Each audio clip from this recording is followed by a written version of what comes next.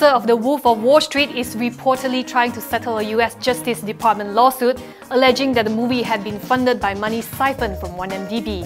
Red Granite Pictures had been due to respond to the forfeiture claim. However, according to Bloomberg, its lawyers asked for an extension so they can focus on ongoing negotiations. Red Granite was of course co-founded by Riza Aziz, the stepson of PM Najib, and a friend of Jolo. Meanwhile, The Hollywood Reporter says that in court papers, the potential settlement is described as one that would completely resolve this matter. And if a settlement doesn't occur, Red Granite would likely argue that for whatever happened in Malaysia, it is an innocent owner of a film property and that it lacked knowledge of 1MDB transactions. All eyes are on the making of one of the largest property firms in Malaysia. SP Setia, which is acquiring IMP Group, is expecting to complete due diligence in a month's time. Its president and chief Koh Chap Jian says the group will announce plans related to the acquisition after completing the exercise and aims to have the purchase completed by the end of the year, with an EGM in September to obtain shareholders' approval. The acquisition will see SP Setia pocketing IMP's 4,263 acres of land bank for an indicative price of up to 3.75 billion ringgit. Koh reiterates that IMP is a very synergistic acquisition as it has land next to SP Setia's developments. For example, in areas like Semenye, the deal would make SP Setia the dominant player there thanks to the scale of the land.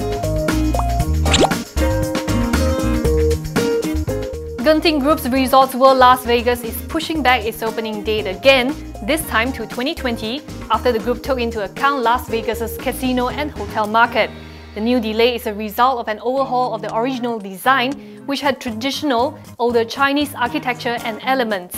Edward Farrell, who's just been appointed to head the project, says the change was necessary as the market in Las Vegas has shifted to a much more modern feel. He describes the new design as much more Shanghai than maybe Beijing. Work on a $4 billion, 3,000-room project will start in the third quarter of 2017. Some 1,000 construction workers will be on site by next year, with the number expected to increase to several thousand in the 2 years leading up to opening in 2020. Once in operation, more than 3,000 union employees will be brought in as well. The original opening date for Resorts World Las Vegas was 2016.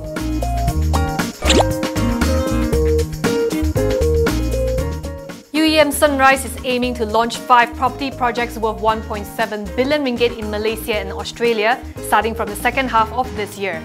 Its MD and Chief Anwar Shahrin Abdul Ajib says, starting from July, it will be launching 2 projects worth more than 1.4 billion ringgit, namely Solaris Park and Mayfair in Melbourne. Back home, projects in the pipeline include the third phase of Milia Residence in Nusa Jaya, Johor, and Serimbun and Dahlia at Serene Heights in Bangi, Selangor. On its outlook this year, Anwar says the property player remains cautious.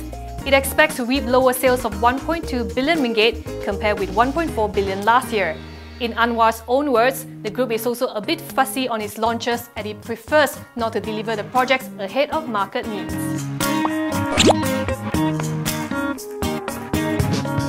In-flight catering company Brahim's Holdings is looking to set up a third kitchen to cater to the rising needs of its clients.